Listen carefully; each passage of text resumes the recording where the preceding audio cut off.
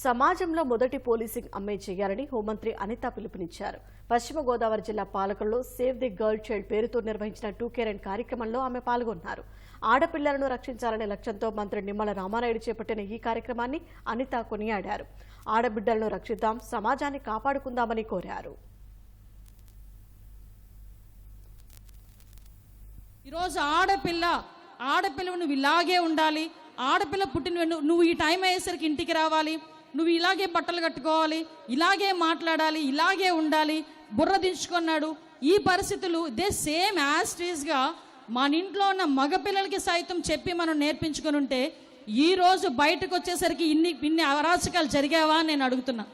ప్రతి ఆడపిల్లని ఎలా పెంచుతున్నారో ప్రతి మగబిడ్డని కూడా ఆ తల్లి అదే బాధ్యతతో పెంచాల్సిన అవసరం ఉంది. ఫస్ట్ ఆఫ్ ఆల్ మన ఇంట్లో పోలీసింగ్ తల్లే చేయాలి అని చెప్పి డే ఫస్ట్ నుంచి కూడా మేము మాట్లాడుకునే సందర్భం. ఇందాక వాగ్దేవ పాట పాడింది, బ్రహ్మ గురించి మాట్లాడినా కూడా ఒక తల్లి బిడ్డే అని. అటువంటిది ఈరోజు నువ్వు చులకనగా చూస్తున్నదో, నీచంగా చూస్తున్నదో, అంటే అశ్లీలంగా చూస్తున్నదో, నీ తల్లి లాంటి ఒక ఆడదాన్ని చూస్తున్నాను అన్న ఆలోచన వచ్చిన ప్రతిసారి కూడా ఈ అరాచకాలు తగ్గుముఖం పడుతూనే ఉంటాయి. ఎందుకంటే ఈరోజు నేను ఒకటి చెప్తున్నాను, భ్రూణ హత్యల గురించి ఒకసారి మాట్లాడుకున్నాం. భ్రూణ హత్యలు ఇంకా కడుపులో ఉండగానే ఆడపిల్లని చిదిమేస్తున్నారని చెప్పి చాలా బాధపడ్డాం.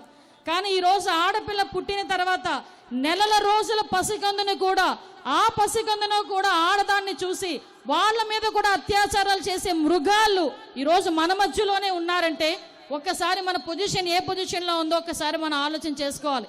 ఎందుకంటే ఈరోజు నేను హోమ్ మినిస్టర్గా నేను చూస్తున్నా, కొన్ని సందర్భాలు చూస్తుంటే భయం వేస్తుంది.